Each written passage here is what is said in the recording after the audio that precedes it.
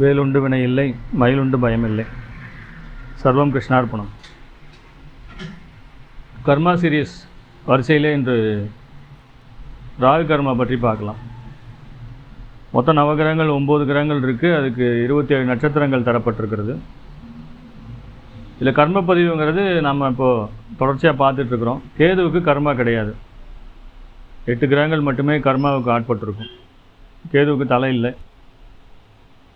அதனால் அவருக்கு கர்மா இல்லை. அந்த ராகுக்கு தலை இருக்குது. அந்த ராகுக்கு இது கதை எல்லாருக்கும் தெரியும். அந்த மோகினி அவதாரம் எடுத்து ஒரு கிருஷ்ணர் வந்து, அதாவது மகாவிஷ்ணு என்ன பண்ணுறாருங்க, பார்க்கடலில் கிடைந்த அந்த அமிர்தத்தை பகிர்ந்து கொடுக்கும்போது தேவர்களுக்கு நடுவிலே ஒரு அசுரன் என்ன பண்ணிடுறாருங்க, தேவர்களைப் போல வேடமிட்டு வந்து அந்த க்யூவில் நின்று வாங்கிடுறாரு, வாங்கி சாப்பிட்றாரு. இதை வந்து சூரிய சுந்தரர்கள் காட்டி கொடுத்து விடுகிறார்கள். அதனால் அவர் தன்னுடைய சக்கராயத்தால் அவர்கள் தலையை துண்டித்து விடுகிறார். அப்பயும் அந்த அசுரன் வந்து உயிர் போகிறதில்லை. ஏன்னா அது வந்து அமிர்தத்தை உண்டு விட்டதால் உயிர் போகிறதில்லை. அப்போ இந்த தலையையும் இதையும் வந்து உடல் பாகத்தையும் என்ன பண்ணிடுறாங்க, ஒரு பாம்போட சேர்த்து பொருத்திடுறாங்க. இதோட தலையும் அதோட உடம்பும் சேர்ந்து ராகுக்கு எதுவாக மாறுகிறது. அப்போ ராகுவுக்கு மனித தலையும் பாம்பினுடைய உடம்பும், அது என்னதான் இருந்தாலும் அது தலை இருக்கிறதால அதுக்கு வந்து கர்மா உண்டு, விஷத்தை கக்குகிறது. ஆனால் கேதுவுக்கு அது கிடையாது. பாம்புடைய தலை தான், மனித உடம்பு இருந்தாலும் பாம்பு தலை. அதனால் அது வந்து கர்மா கிடையாது. ஞானம் மோட்சம் என்று சொல்லப்பட்டது. கேதுவுக்கு கர்மா கிடையாது. நம்ம இது வரைக்கும் இந்த மீதி எல்லா கர்மாவையும் பார்த்துட்டோம். அதாவது சூரியனில் ஆரம்பித்து சனி வரைக்கும் பார்த்துட்டோம். இது கடைசி. இது ராகுனுடைய கர்மா. ராகுவுக்குன்னு ஒன்று காரக உறவு அப்படிங்கிற மாதிரி பெருசாக சொல்ல முடியாதுங்க. ஒரு புத்தகங்களில் ஒரு மாதிரி தரப்பட்டிருக்கிறது. பொதுவாக பார்த்திங்கன்னா அது உறவு முறைகளை தவிர்த்து பார்க்கும்போது நமக்கு சேவை செய்யக்கூடியவர்கள், நமக்கு சாரதியாக இருந்து வண்டி ஓட்டக்கூடியவர்கள், வயதான தாத்தா அதெல்லாம் சொல்லப்பட்டிருக்குங்க. அதில் வந்து அது ஒரு பெரிய தெளிவு இல்லாமல் இருக்குது. நம்ம பொதுவாக நமக்கு சேவை செய்யக்கூடியவர்கள், நம்முடைய வேலையாட்கள், டிரைவர் போன்றவர்களை ராகுனுடைய காரகத்திலே எடுத்துக்கொள்ளலாம். இதில் பார்த்திங்கன்னா 3 நட்சத்திரங்கள் வந்துடுதுங்க. கடைசி 3 நட்சத்திரம். இது வரைக்கும் 24 நட்சத்திரங்கள் அந்த 7 கர்மாவிலே முடிந்து விடுகிறது. இப்போ 8வது கர்மாவாக இந்த கடைசி 3 நட்சத்திரங்கள் பூசம், விசாகம் மற்றும் சதயம். இதில் சதயம் பார்த்திங்கன்னா அதுக்கு ஸ்பெஷாலிட்டி உண்டு. ஏன்னா ராகு நட்சத்திரம், ராகு கர்மா ரெண்டுமே அதுக்கு வந்து உண்டாயிடுது. இது மற்ற இது எங்கேயுமே பார்த்திங்கன்னா இந்த 27 நட்சத்திரங்களில், அதாவது இந்த நட்சத்திரத்துக்கும் கர்மாவுக்கும் ரெண்டுக்கும் ஒரே அதிபதியாக வர்றது வேறு எங்கேயும் இல்லை. சதயத்துக்கு மட்டும்தான் அது உண்டு. சதயம் திரு யமதனுடைய நட்சத்திரம். அப்போ கடைசியாக போய் முடிகிறது எல்லாமே எங்கே போய் சேருதுங்க, சதயத்தில் போய் தான் யமனோடு சேர்ந்து ஐக்கியமாகிறது. அதுதான் ராகு பிரம்மாண்டம். ராகுவுக்கு அந்த காரகம் உண்டு. அதாவது உயிரை எடுக்கக்கூடிய அந்த பிரம்மாண்டத்திலே கொண்டு சென்று அதை கலக்கக்கூடிய தன்மை ராகுவிடத்திலே தான் இருக்கிறது. பாசக்கயிறுன்னு சொல்கிறோம். பாசக்கயிறு ராகுடைய காரகம்,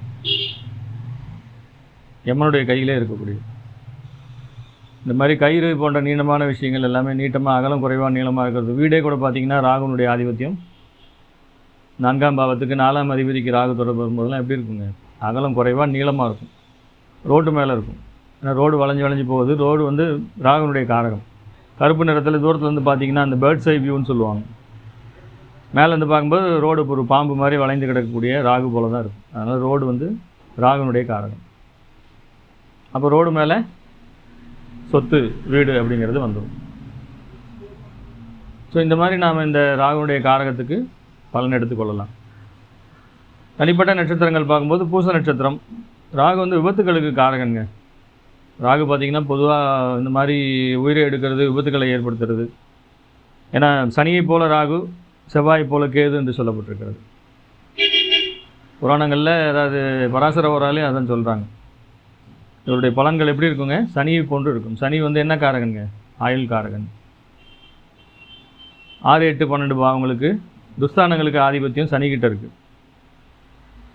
அந்த காரணத்தினாலே ராகு வந்து சனியை போன்று செயல்படக்கூடிய தன்மை இருக்கிறதால சனி நட்சத்திரமான பூச நட்சத்திரம் 4ஆம் பாவத்திலே, அந்த வண்டி வாகனம் என்று சொல்லப்பட்ட 4ஆம் பாவத்திலே இருக்கிறது.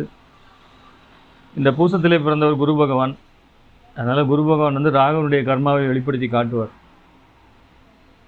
நம்ம நிறைய பேர் குருவை வந்து நல்ல பரிபூர்ண சுபகிரகம் அது இதெல்லாம் சொல்லிகிட்டு இருக்கோம். கர்மா ரீதியாக பார்க்கும்போது அந்த ராகுனுடைய காரகத்தை வெளிப்படுத்தக்கூடிய கிரகமே குரு தான். தனுசு வீடு ராகு கர்மாவை பரிபூர்ணமாக வெளிப்படுத்தும். அதனால் தனுசு வந்து போர் வீடு என்று சொல்லப்பட்டிருக்கிறது. குருட்சேத்திர யுத்தம் நடந்தது எங்கேங்க? மார்கழி மாதம் தனுசு வீடு தான். அதனால் நாம் வந்து பல விஷயங்களை தவறாக சொல்லிகிட்டு இருக்கோம்.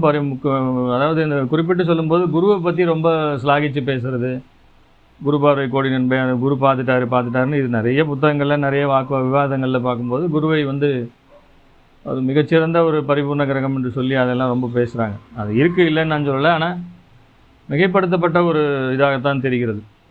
அதனால் அந்தளவுக்கு குரு நல்லவர் கிடையாது. ஏன்னா அவர் ராகு கர்மாவை வெளிப்படுத்தி காட்டுவார். அவர் பிறந்த பூச நட்சத்திரம் ராகு கர்மாவை வெளிப்படுத்தி காட்டுகிறது. விபத்து கண்டங்களுக்கு ராகு தான் காரக கிரகம். சனியை போன்று செயல்படக்கூடியது. குறுக்கோயிலில் போகிறது ராகு. ஒரு விஷயத்தை நேராக போய் நேர்வழியில் சம்பாதிச்சு நேர்வழியில் காரியத்தை சாதிக்கிறதெல்லாம் மற்ற கிரகங்கள் என்றால் ராகு என்ன பண்ணிவிடுவாருங்க? மற்ற விஷயங்கள் குறுக்கோயிலில் போவார்.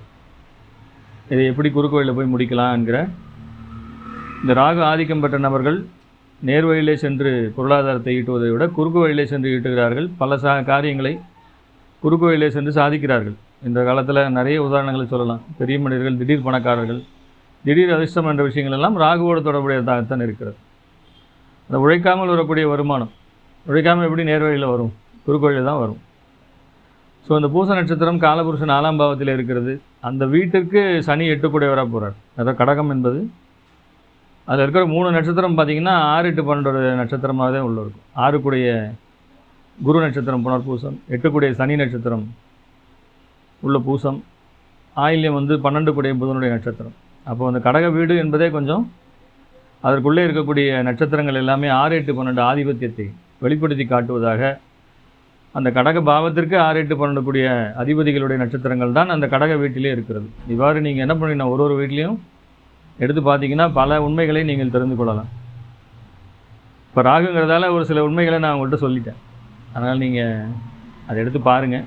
அற்புதமான சூட்சமங்கள் ஜோதிடத்தில் வந்து எல்லாம் ஒளிந்து தான் இருக்கிறது. வெளியே இருக்கிறதெல்லாம் ஒன்றும் இல்லை. வெளியில் வந்து பாடல்களில் சொல்லப்பட்டது, நூல்களில் எழுதப்பட்டது எல்லாமே வெளிப்படையாக தெரியக்கூடிய விஷயங்கள். அதற்குள்ளே ஜோதிடம் இல்லை. ஜோதிடம் வந்து மறைபொருளாக இருக்கிறது, இலைமறை காய்மறையாக இருக்கிறது. இப்போ ராகு சொல்லும்போது நாம் இதெல்லாம் சொல்ல வேண்டியதாக இருக்குது. பூசத்திலேருந்து கிரகங்கள் தசாபுத்தி நடத்தும்போது அது 8ஆம் பாவ தொடர்புலாம் வந்துட்டு தான் கண்டிப்பாக அங்கே ஏற்கனவே 8ஆம் பாவ தொடர்பு தான். அது காலபுருஷ ரீதியாகவே அது என்ன பண்ணிவிடுதுங்க? 8 நட்சத்திரம் தான் பூசம். அதாவது அந்த வீட்டுக்கு 8 நட்சத்திரம் ராகு கர்மாவை வெளிப்படுத்தும். அதனால் பூசத்திலே இருந்து திசாபுத்தி நடத்தும்போது கொஞ்சம் ஜாக்கிரதையாகவே இருங்க. மற்ற பாவங்கள் எல்லாம் 8, 3 பாவங்கள் மற்ற தொடர்புகள் எல்லாம் உங்கள் ஜாதகத்திலே வலுவாக இருந்தால், கோட்சாரம் கெட்டிருந்தால் விபத்துகள் நடப்பதற்கான சாத்தியக்கூறுகள் இங்கே அதிகமாக இருக்கிறது. குமாரசாமியத்திலே பூசம் விதவா நட்சத்திரமாக சொல்லப்பட்டிருக்கிறது. அப்படின்னா என்னென்னா கணவன் மனைவி பிரிவினையை சொல்லக்கூடியதாக இருக்கிறது. குரு பகவான் அதில் பிறந்தவர் என்ன பண்ணுறாருங்க? தாராதேவியை சந்திரனிடம் இழந்து விடுகிறார். அந்த பெண் வந்து தாராதேவி என்ன பண்ணுறாங்க? ஒரு சடங்குக்காக போனவங்க, இவர் காரியஸ்தர் அலுவலக காரியமாக, ஏன்னா இவர் முக்கிய மந்திரி இல்லையா குரு பகவான். நான் ஆஃபீஸில் வேலையாக இருக்கம்மா, நீ போயிட்டுவான்னு பொண்டாட்டி அனுப்புகிறாரு. அந்த அம்மா போனவங்க அங்கேயே தங்கிடுறாங்க, சந்திரனோட வீட்டிலே தங்கிடுறாங்க. நான் வரமாட்டேங்கிறாங்க. கடைசியில் சந்திரனுடைய அழகலை மயங்கி அவனுக்கு ஒரு பிள்ளையை பெற்று கொடுத்து விட்டு தான் வருகிறார். அந்த பிள்ளை தான் புதன் பகவான் என்று நாம் ஏற்கனவே அந்த குரு கர்மாவில் பார்த்தோம். ஏன்னா இது குரு பிறந்த நட்சத்திரம் பூசம். அதனால் இங்கே சொல்ல வேண்டியதாக இருக்கிறது. ஸோ இப்படி வந்து மனைவியை பிரிந்து இருக்கக்கூடிய தன்மைகளை வந்து அந்த நட்சத்திரம் அங்கே வெளிப்படுத்துகிறது. புனர்பூசத்துலேயும் பார்த்தோம், ராமர் வந்து மனைவியை பிரிந்திருக்கிறார் என்று நாம் பார்த்தோம். அதே போல் இங்கே பூசத்திலையும் குரு பகவான் தன்னுடைய மனைவியை பிரிந்து இருக்கிறார். பூசத்திலே பிறந்து தான் இருக்கணும்னு அவசியம் இல்லைங்க. பூசத்தில் கிரகம் இருந்து திசாபுத்தி நடத்தினாலும் கணவன் மனைவி அந்யோன்யம் என்பது ஒரு கேள்விக்குறியாகத்தான் இருக்கிறது. இருந்தால் ஓவராக இருக்கும், இல்லைன்னா பிச்சுக்கிட்டு போயிடும். 2 எக்ஸ்ட்ரீம் போகும். அதனால் அதை பார்த்துக்கோங்க. ஸோ விபத்து கண்டங்கள், இந்த மாதிரி கணவன் மனைவி பிரிவினைகள், இது எல்லாமே இந்த பூச நட்சத்திரத்திலே நாம் சொல்லலாம். பெண்கள் வாழாத தன்மை இங்கே ராகுங்கிறது, அதாவது இந்த கணவனை இழந்த பெண்களை சுட்டி காட்டுகிறது. மாற்று மதத்தினரை இங்கே சுட்டி காட்டுகிறது. ராகு கர்மான், ராகு வந்தாலே மாற்று மதம். குறிப்பாக நம்ம இந்த சமூகத்தில் இஸ்லாம் மதத்தை சொல்கிறார்கள். அது வந்து மற்ற திரிசூன்ய பாதங்கள்லாம் அங்கே தொடர்பிலே வரும்போது அந்த மாற்று மதம் என்கிற தொடர்புகள் எல்லாம் அங்கே சாதாரணமாக வருவதை நாம் பார்க்கலாம். அதனால் பூச நட்சத்திரம் இவ்வாறாக தன்மைகளை வெளிப்படுத்தி காட்டுவதாக இருக்கிறது. அடுத்து விசாக நட்சத்திரம். விசாக நட்சத்திரத்தில் பிறந்த முருகப்பெருமான். மூக்கு மேலே கோபம் வருங்க விசாகத்தில் பிறந்தாலே, விசாகத்தில் கிரகம் இருந்தாலே. அதனால் அண்ணன் தம்பி பிரச்சனை கொஞ்சம் இருக்கும். விசாகம் என்பது சகோதர ஒற்றுமை இன்மையை குறிக்கிறது.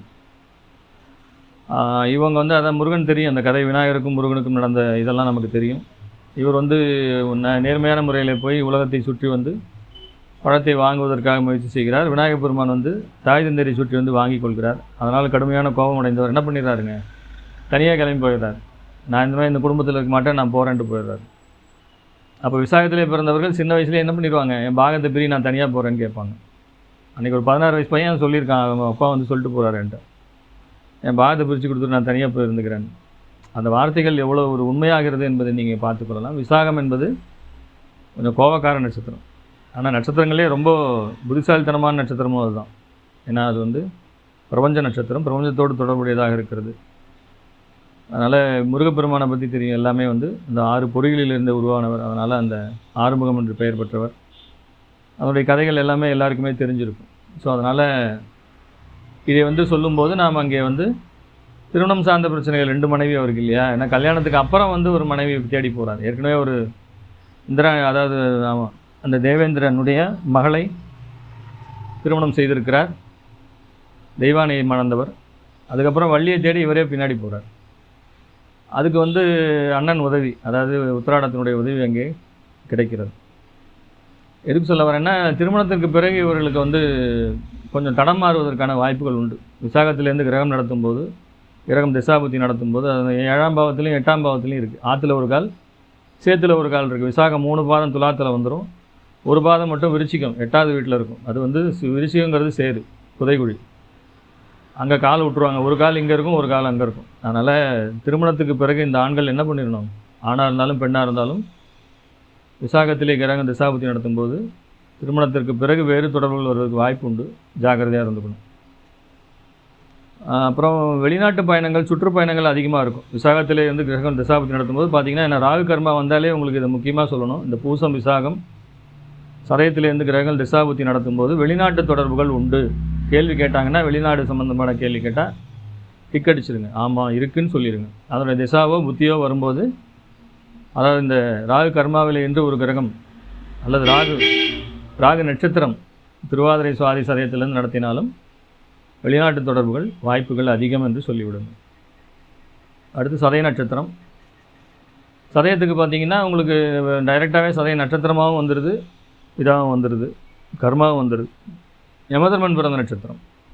இவர் வந்து தனது சின்னம்மாவை காலில் எட்டி வச்சுட்டார் யமதர்மன். அதாவது கால் பிரச்சனை, வெரிகோஸ் வெயின், இந்த கால்களிலே அந்த புண்கள் வந்து அழுகி போகிறது, சுகர்னால் கால் விரல்கள் வெடுக்கப்படுகிறது, கால் முழங்கால் வரைக்கும் வெட்டுப்படுவது, விபத்துக்களிலே அங்கஹீனமாவது, இது எல்லாமே வந்து சதயத்தோடு தொடர்புடையது. ஆனால் சதயத்தில் கிரகங்கள் திசாபுத்தி நடத்தும்போது ஜாக்கிரதையாக இருந்துக்கணும். வெளிநாட்டு தொடர்புகள் கண்டிப்பாக கிடைக்கும். அதேபோல் இந்த காலத்தில் கம்ப்யூட்டர் சம்மந்தப்பட்ட விஷயங்கள், பெரிய பெரிய நிர்வாக பொறுப்புகள்லாம் சதயத்திலே இருந்து கிரகங்கள் திசாபுத்தி நடத்தும்போது மிகச்சிறப்பாக அதனுடைய பாசிட்டிவிட்டி என்று எடுக்கணும். நம்ம ப்ளஸ்ஸு மைனஸ் ரெண்டுமே சொல்லணும். மைனஸாக வரும்போது இதெல்லாம் மைனஸாக போகும், ப்ளஸ்ஸாக வரும்போது மிகச்சிறப்பாக வேலை செய்யும். அதனால் இந்த ராகு கர்மாவோடு இந்த கர்மா சீரியஸ் முடியுதுங்க.